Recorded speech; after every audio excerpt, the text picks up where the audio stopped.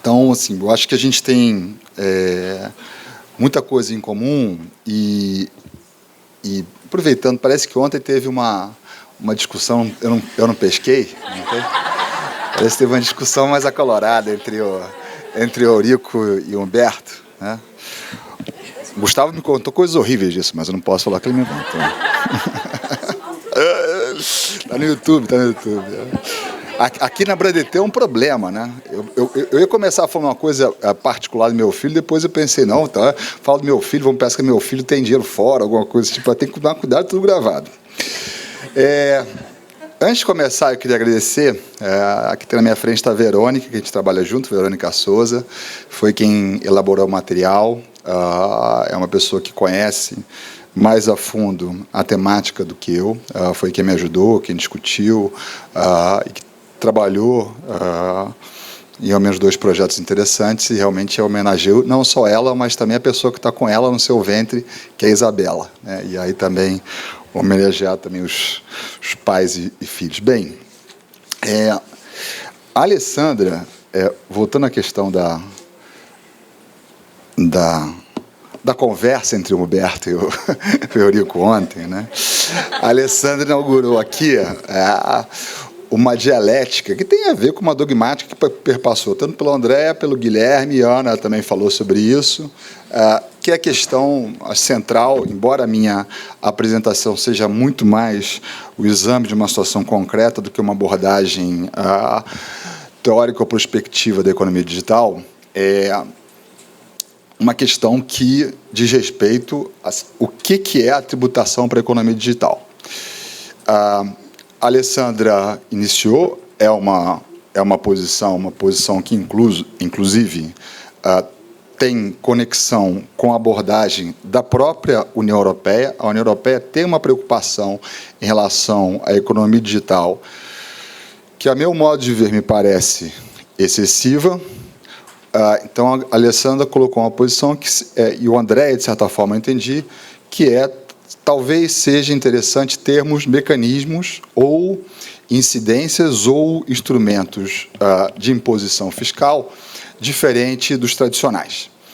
A Alessandra mencionou, inaugurou o debate, não vamos discutir que nem o Eurico e nem o Humberto, mas, porque a Alessandra é muito fina, a Ana Paula é muito fina, mas a verdade é o seguinte, eu e o Guilherme, ao que parece, tivemos uma posição diferente. Sou amigo do Guilherme há muitos anos, meu filho adora o Guilherme Terreiro, mas, assim, aí eu vou defender um pouco a minha dogmática.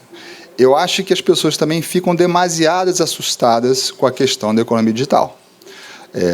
Seguramente, no Império, era muito difícil você tributar uma pessoa porque você necessitava de carroça para levar o que se chamava antigamente as estampilhas, né?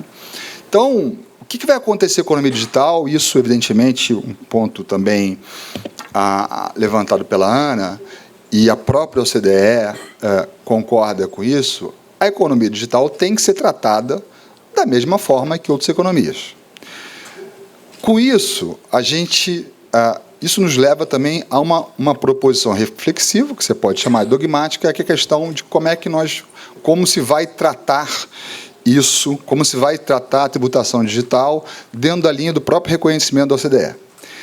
E aí tem uma primeira questão, desculpa, um pouco mais teórica, dentro da posição que eu vou defender, e que depois bate de alguma forma na reforma tributária, que eu quero só botar uma pitada sem entrar na discussão e na dialética que se estabeleceu entre o Eurico e o Humberto ontem. Tá? Primeira questão, né? Tributação é uma ciência, né? É uma ciência que... por que é ciência? Porque através de testes baseados no tempo e na aplicação humana, produtiva, aquilo vai se provando verdade ao longo do tempo. Então, Stuart Mill, que é um economista inglês muito importante, porque, de alguma forma, cunhou tudo que foi depois dos sistemas tributários na Europa, mesmo antes da introdução do IVA, no meados do século XX, dizia que a tributação ela incide sobre 3 materialidades. Uma é a economia consumida ou circulada, que são os tributos indiretos.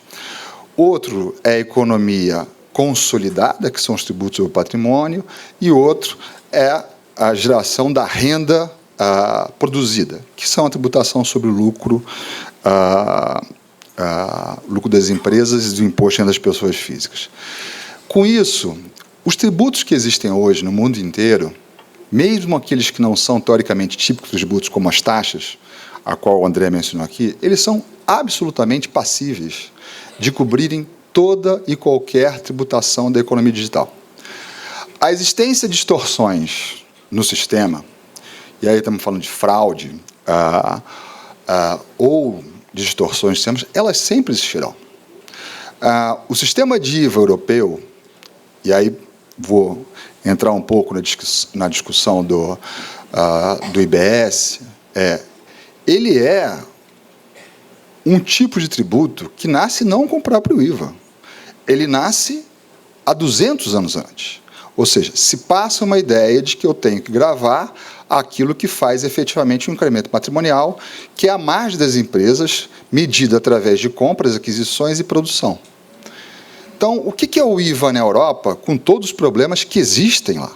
A Andrea sabe disso. Um dos grandes problemas que houve na Europa há 10 anos, houve toda uma modificação em relação a isso, não era em relação à economia digital, que era o do IVA carrossel, que você ia criando empresas falsas e ia chegando a um ponto.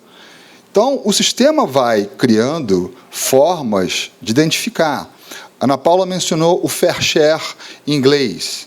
Quer dizer, os ingleses criaram o conceito de fair share sem nunca ter passado pela cabeça dos ingleses criar um tipo de tributo completamente anômalo ou que produzisse alguma assistemia dentro do contexto. E aí a gente vem para a questão da sistemia. Qual o problema que existe em você criar coisas novas? Isso não é uma opinião, e, olha, aqui não existe nenhuma cunhagem de natureza liberal. Para te falar a verdade, eu tenho uma formação até... e fui influenciado muito por uma formação de estado de bem-estar, não de esquerda, mas de estado de bem-estar, acho a economia importante, mas sempre que se cria uma coisa muito diferente do sistema, na frente se paga caro, né? Porque essa sistemia acaba tendo que ser corrigida com outra sistemia, que é outra sistemia e outra sistemia. Onde se está discutindo a discussão do IBS no Brasil, né? Se vai aqui, se vai ali. E ontem eu vim com o Tássio no carro, e o Tássio dizia, não, mas é um absurdo, realmente, 30% de alíquota. É um absurdo 30% de alíquota. No final da linha, a tributação ela tem que ser razoável ao negócio. E o que a gente tem hoje em dia no mundo? Um mundo que gira fluxos de economia e que vai cair, de alguma forma, em função de outros elementos de atração, mas, essencialmente, em função de você ter uma coisa razoável. Aí eu volto ao sistema europeu. Quando você vai pegar o sistema europeu, você vê IVA e você vê Imposto sobre Sociedades, que é 20 em Portugal, 25 na Espanha e tal. O que é isso? Isso é lucro. O IVA não gera crédito para a mão de obra, mas é 25 mais 21. Quando você vai começar a pensar em ser empresário, é 46 de imposto. E nenhum empresário está para lá para não ganhar dinheiro. Quando você começa a pensar em 30%, você está fora. Porque não existe como você ter 30% mais 30%, porque se as coisas estiverem andando de acordo com o curso normal, você está metendo a mão em 60% do lucro. Ninguém vai operar com 60% do lucro. Então, primeira premissa, né? E aí para o IVA. Não adianta a gente criar algo no nosso sistema que seja distinto da realidade. Por exemplo, muito se falou aqui do imposto digital na Europa, né? Isso foi um informe da União Europeia de 2016. Estudaram e voltaram, eu e o Guilherme concordamos isso, o Guilherme escreve muito sobre isso, uma coisa mais tradicional do mundo. Voltaram com um imposto cumulativo na cabeça. Ótimo, vai pegar os consumidores que compram na Amazon, na Google e tal. Agora, me diz uma coisa, o que vai acontecer com o consumidor, a pessoa jurídica, que vai poder comprar na Amazon, onde for, e vai passar a ter um imposto de 3% que não acredita no IVA? Vira custo. Aumentou em 3%. Aí, olha a maluquice. Então, é o seguinte, você faz isso. O critério a inclusão dentro de 3% é uma receita bruta sem qualquer tipo de faixa. Já existem estudos de empresas que, na verdade, querem fazer divisão de receita bruta, porque pode fazer isso para evitar o imposto. Então, não se cria, através de algo que é completamente estranho ao sistema, uma solução para resolver um problema. Se utiliza da forma que está. Segunda premissa, e já finalmente entrando na minha palestra, porque senão a gente vou ficar aqui o dia inteiro e eu tenho que cumprir o tempo. Ali está, Revolut is coming to Brazil. Né? Então, vamos falar Meu filho não gostaria de uma coisa particular. Meu filho foi estudar na Inglaterra, começou a fazer Direito na semana passada, na Inglaterra, e ele chegou lá, papai, vou abrir conta, tal. Aí chegou na faculdade, vou abrir conta no Barclays Bank. Barclays Bank é o maior banco da Inglaterra. E meu filho chegou no Barclays Bank, pediram certidão de nascimento, passaporte, não sei o quê, um montão de documentos. Aí meu filho voltou para casa e falou, papai, olha só, ninguém tem mais conta no Barclays Bank. Todo mundo tem conta no Revolut. Aí vocês estão vendo, Revolut is coming to Brazil. Abre em 10 minutos a conta. Abre em 10 minutos a conta e pela tua íris, eles te dão um crédito na mesma hora. Então, olha só, primeira questão, o que é uma fintech? Uma fintech é uma financeira que existe, é uma financeira, vende serviços financeiros. Só que é o seguinte, essa financeira, ela não tem mais loja, ela não tem mais funcionário, o processo de concessão de crédito é completamente diferente. E vamos lá, para nós que somos usuários, cidadãos, o que nós temos? Um melhor serviço. Se vocês abrirem a Revolut é o maior fenômeno de fintech do mundo. Foi criada por 2 gênios russos que chegaram. Se você vai ver as matérias, existe uma reclamação geral do mercado financeiro mundial em relação à Revolut, porque parte dos ativos estão em jurisdições favorecidas. Mas o final da linha é o seguinte, o que é isso? Os bancos estão perdendo peso, os bancos tradicionais estão perdendo peso dentro da economia, como perderam as videolocadoras, como perderam outros, e são apenas frutos do quê? De uma transformação. A transformação digital, que se chama de 4ª Revolução Industrial, nada mais é do que uma evolução. E a tributação não precisa ser modificada para acompanhar isso. Basta que ela seja adaptada, modificada no sentido de radicalmente modificada, para fazer isso. Ela precisa ser ajustada a partir dos modelos tradicionais, e isso é perfeitamente possível.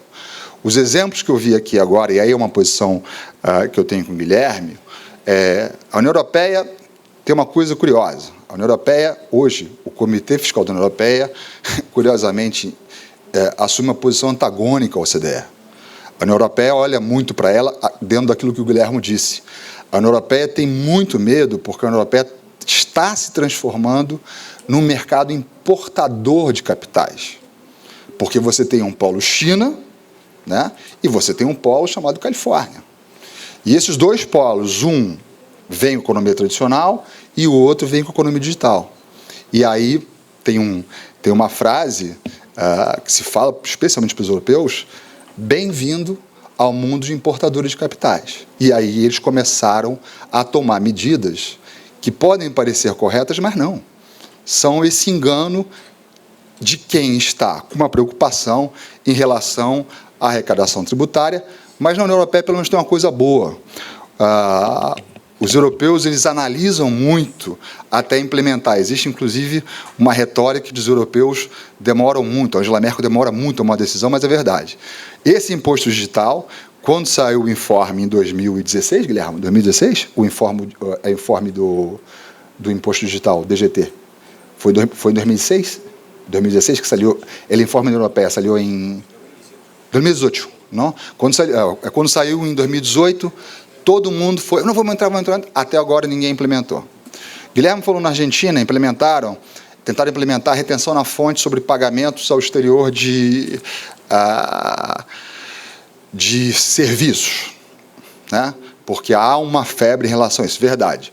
Outro dia tive um dado, Fortnite, FIFA e mais 2 jogos no Brasil, cartão de crédito pagando, compras de brasileiro de Fortnite, FIFA, não é do sistema não, da camisa, eu sei que meu filho compra, camisa, o boneco vai, 4 bilhões de reais. Puta, 4 bilhões de reais sem pagar imposto no Brasil, é cartão de crédito. O que faz? Implementa uma taxação no cartão de crédito? O que você faz com o Revolut? Vocês falaram, Revolut, o brasileiro não pode abrir conta fora, taxa OF. Na frente você paga. Paga caro, paga no sentido, você vai pagar caro. Se o cara quer abrir conta no exterior, ótimo. O Brasil não tem regra de CFC para pessoa física, implementa, faz. Porque, olha só, existe uma inércia também dos estados, né, e das nações em quererem aplicar e acharem fórmulas mágicas. Isso é muito ruim. Bem, deixa eu continuar rápido, senão eu vou falar de fintech. Fintech no Brasil, assim, deu exemplo de fintech, assim, há algum mistério de fintech? Não, fintech é toda aquela que presta todo o serviço financeiro igual, aquela que, na verdade, é meio pagamento, só que ela faz por meio de uma plataforma digital sem métodos tradicionais de comercialização, como relação pessoal, lojas e daí por diante. Tem uma evolução regulatória em relação às fintechs. Por que há uma necessidade de você ter uma regulação em termos de Banco Central, em termos de CVM? Pode parecer uma coisa teórica, mas por que isso é importante? Porque existe um conceito que vem do direito societário, a partir do momento que você faz oferta pública, né, acesso público, você tem que ser regulado. Uma das coisas que os bancos brigam com o Revolut é assim, olha, pera um instantinho, esse camarada vem aqui no Brasil, oferece um produto Brasil para abrir conta fora do Brasil e esse cara aqui está regulado. Então, daqui para amanhã, um brasileiro pode colocar dinheiro lá fora, esse banco quebrar e eu não ter acesso, não ter como penhorar isso ou acessar isso. É verdade, faz parte da economia digital. Existem formas? Existem formas. O mundo está caminhando. O mundo inventou CBC, o mundo inventou o conceito de beneficiário final. São formas.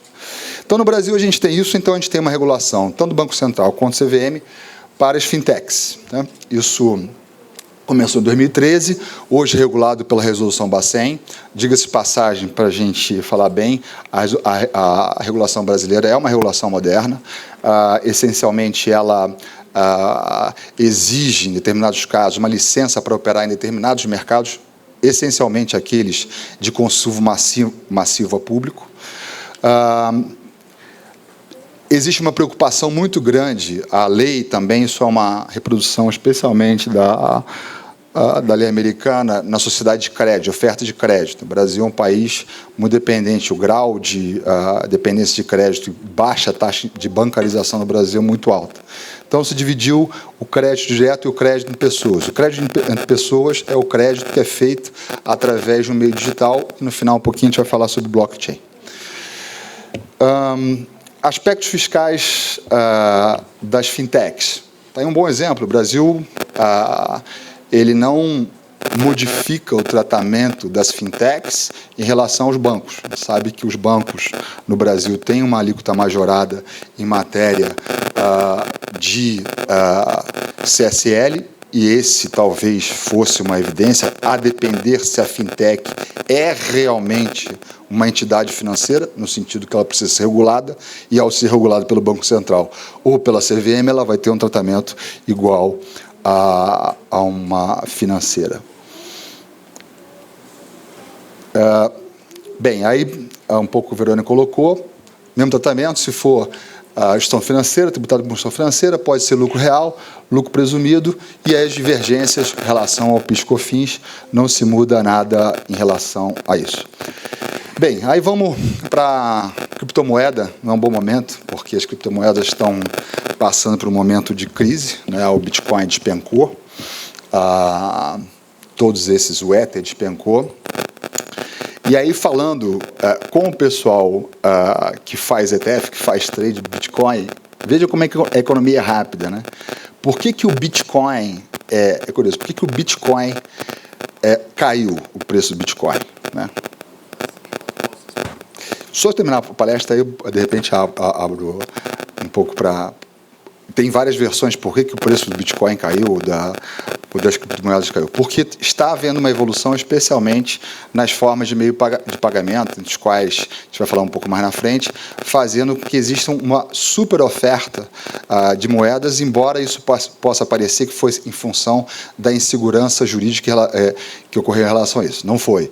Foi em função disso, em função, evidentemente, um pouco mais de regulação, mas da super oferta que você tem hoje de meios de pagamento ou de compra de ativos financeiros em matéria de criptomoedas. No Brasil, mais um bom exemplo brasileiro, a Ana mencionou rapidamente, as criptomoedas elas podem ser tratadas como investimento ou como meio de pagamento. Tem muita grande modificação. Os Estados Unidos têm uma posição muito radical em relação a isso, através de uma consulta de 2014. Mas se você comprar a criptomoeda como um investimento, vai ser tratado como uma aquisição, como um asset, como capital, e vai ser tributado como tal. Se você usar como meio de pagamento, será um meio de pagamento, e aí assim por diante. No Brasil, tanto pessoa física como pessoa jurídica, a gente trata a compra de ativos em moeda digital dessa forma, ou seja, tributando como ganho de capital. Na prática, existe uma questão. Aqueles que operam em criptomoeda, agora, o ambiente agora é muito melhor por causa das operações peer-to-peer, mas assim, o ambiente de criptomoeda no Brasil, no começo, quem transacionava muito no começo, esquecia de fazer o registro. Por quê? Porque o blockchain nem sempre guarda as transações anteriores. E isso fazia com que as pessoas tivessem dificuldade de conferir e registrar o custo de aquisição, e no passado recente, muita gente que ganhou dinheiro com Bitcoin ou com Ether, ou qualquer criptomoeda, acabou tomando como zero o custo de aquisição. Um problema que existe, né, e que aí também, mais uma vez, desafia o conceito de aquisição de disponibilidade econômica e jurídica, como, na verdade, os bitcoins não são mercados regulados no sentido tradicional. Quando você troca um Bitcoin por Ether ou por outra moeda, se essa permuta significa tributação em função da diferença de moedas. Então, eu compro um Bitcoin que vale 10, troco por 30 Ethers que valem 300, então eu ganhei 200, eu deveria ser tributado. A Receita Federal tem uma posição um pouco dúbia em relação a isso, mas, teoricamente, deveria ser tributado como aquisição de disponibilidade jurídica. Blockchain. Sim. O que é blockchain? Embora o blockchain esteja muito associado às criptomoedas, o blockchain é uma tecnologia muito maior. E tem muito a ver com o tema da nossa exposição. O blockchain, para aqueles que experimentaram, seja através de contratos, smart contracts, ou então através de compra de criptomoedas e tal, o blockchain elimina a relação de um intermediário, especialmente em fluxos financeiros e, naturalmente, os bancos. Para quem já comprou, o blockchain significa um wallet na qual eu, dentro de um sistema absolutamente não regulado, eu consigo, através da tecnologia, guardar dados e registrar dados que são tomados como verdadeiros. Nesse ponto, o que acontece com o blockchain? É algo assim revolucionário? Pelo fato de você modificar os meios físicos disso. Mas que é, de alguma forma, um blockchain, se não uma custódia de valores. Então, é algo que o sistema também deve trabalhar, mas sem a concepção de que é algo completamente revolucionário. Vou finalizar, já passou o meu tempo. Um ponto relacionado também às criptomoedas, isso eu acho brilhante, vou contar um caso específico, são os ICOs, né? Os ICOs são os ICOs, são os Initial Coin Offerings. Teoricamente, isso tem relação com os ICOs que eu disse antes em relação ao Bitcoin. A partir de agora, todo mundo pode emitir uma moeda. Teoricamente, você pode emitir uma moeda que sirva como meio de pagamento, né? O que é isso? Isso é um conceito de referibilidade que começou existindo no mercado de câmbio mundial, onde você tinha garantias de transações em câmbio pelo bom funcionamento do sistema financeiro, pela qual eu posso instituir um meio de pagamento. Vou dar um exemplo no escritório de advocacia, que eu conheci. Esse escritório resolveu fazer um ICO. O que é um ICO? É uma emissão de uma moeda através de uma estrutura privada, regulada ou não regulada, dependendo daquele conceito de oferta pública, na qual eu vou emitir uma moeda e eu vou pagar a essas pessoas o valor dessa moeda. Esse escritório que ele fez, eles emitiram, é um escritório grande, eles emitiram um ICO para todos os funcionários do escritório, de modo que isso servisse como moeda de pagamento da cafeteria.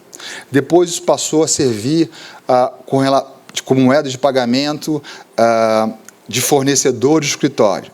Então, o que é isso? É a gente mudando também um conceito de uma ideia que está muito vinculada à potestade, que a moeda é um poder absoluto do Estado.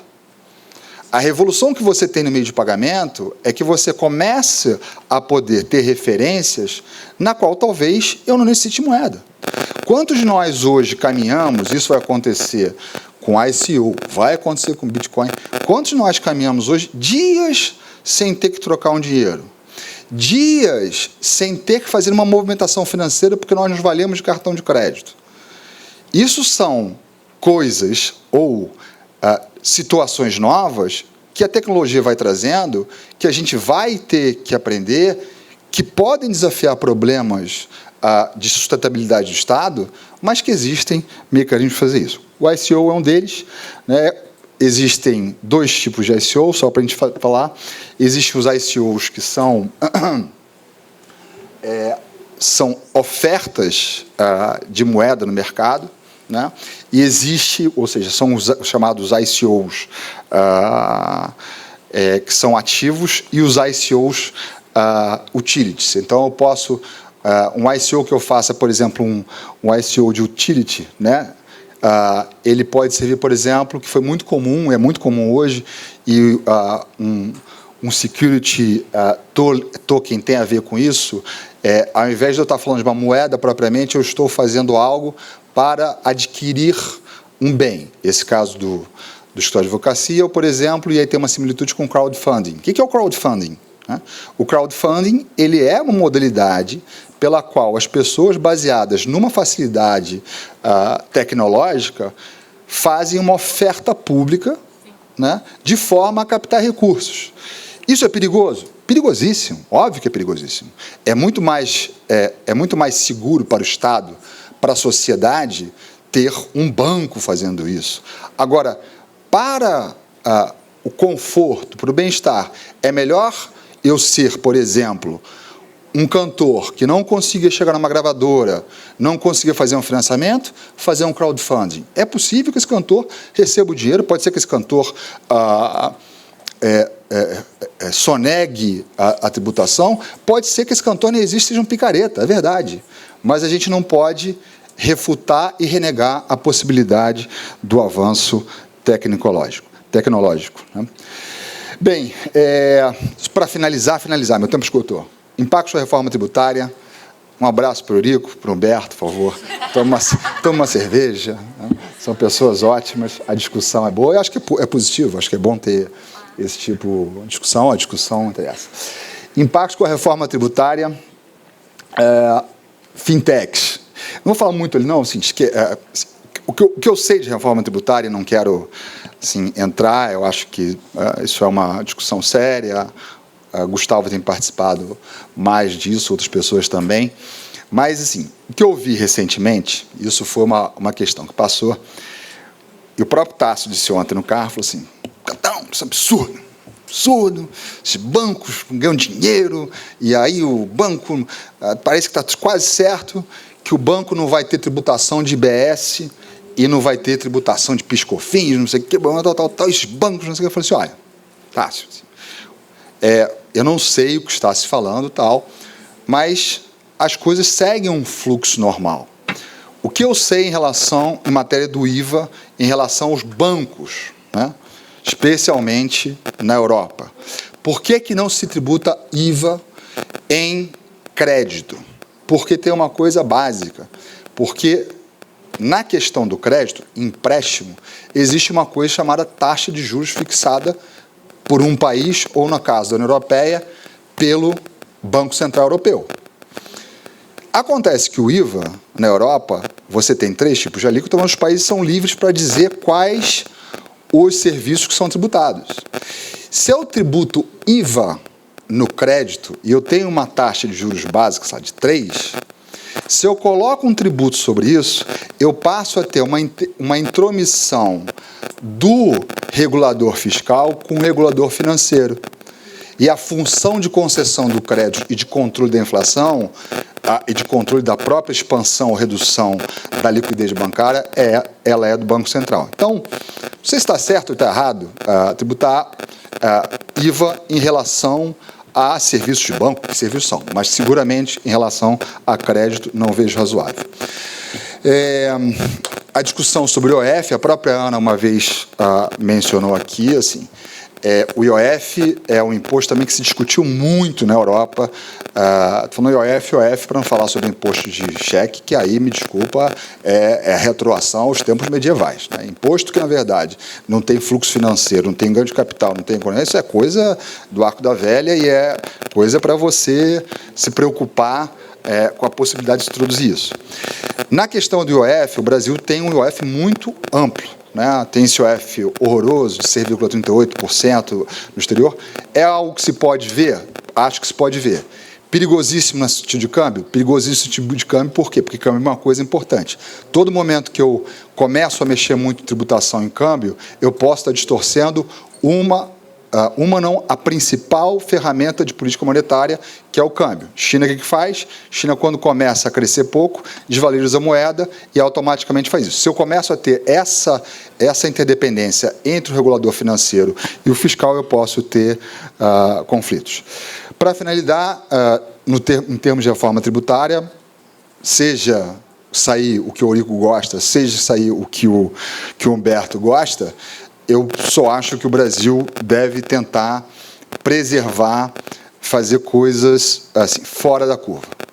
Não sei se é verdade, tributar com 30% é um tiro no pé de qualquer forma. Por outro lado, também, se deixar levar pela inércia no combate à sonegação e evasão fiscal é muito ruim. Apenas para finalizar a nossa dialética estabelecida no começo, eu sinceramente acho que o sistema consegue se adaptar para conseguir captar as riquezas que a gente tem, sem deixar de vista o fato de que o sistema tributário deve sim estimular a produção econômica e o crescimento, aliás, coisa que a gente está precisando muito no Brasil agora. Sem isso, se a gente criar sistemas ou mecanismos que fogem do padrão tradicional, acho que muito provavelmente a gente vai estar fora do jogo. Obrigado.